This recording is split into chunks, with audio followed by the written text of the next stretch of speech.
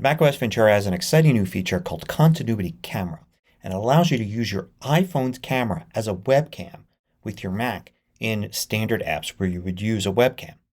So to use this, of course, your iPhone is going to have to be using iOS 16 or newer, and it should be an iPhone XR or newer, although some of the features require even newer models than that. Both devices should be using your same Apple ID and should be near each other. You can have your iPhone connected by a cable to your Mac, but you don't have to. That's not a requirement, although it may help in some situations. So let's see how it looks. To start with, let's just use FaceTime. So I'm going to use FaceTime, and this is my regular camera. So this is the camera that's the iSight camera on top of this MacBook I'm using here. But I could go over to video, and then under camera I can switch to my iPhone. So I didn't do any special setting. I didn't have to set anything up on my iPhone to do this or on the Mac. It should happen automatically if you're using the same Apple ID and the iPhone is near your Mac. So I'm going to switch to the iPhone. And now we're going to see there I'm using my iPhone's camera now rather than my Mac's camera. So here I'm covering up my Mac's camera and it's actually using the iPhone camera there. I can go into the control center here and I can see video effects and click there and it will show me that I'm using that camera. And I can switch from portrait to center stage mode. So that works on a newer iPhone. Center stage is a feature where now it will follow me around like that automatically. So I'm not moving the iPhone, but it appears as if I am. I can have portrait mode on or off. So blurring the background like that. There's also something called desk view.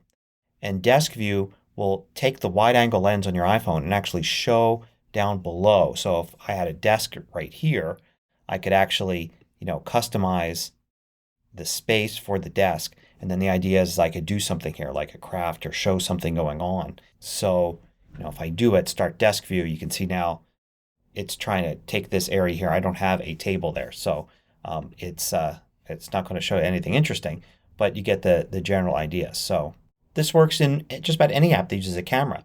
So I'm going to go in QuickTime Player and say New Movie Recording. And it's going to go here. And this is actually, it's still using the iPhone's camera. You can see there.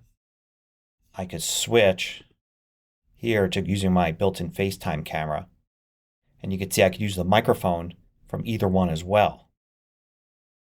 So if I wanted to start a audio recording here in QuickTime Player or in another app, I could actually choose my iPhone as the microphone using this same feature.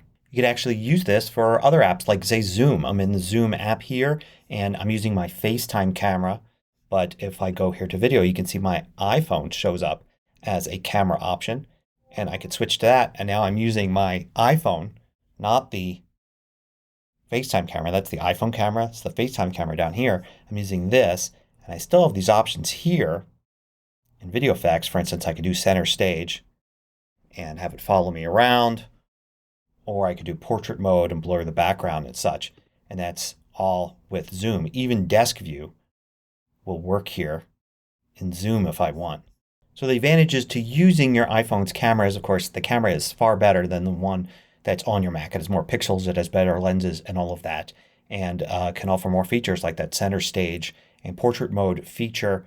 And of course, you don't actually have to have your iPhone sitting on top of your Mac. You can actually have it in another position, maybe get a tripod and position it some other way so it frames you better or has a better angle than just being a camera that's fixed to the top of your computer screen.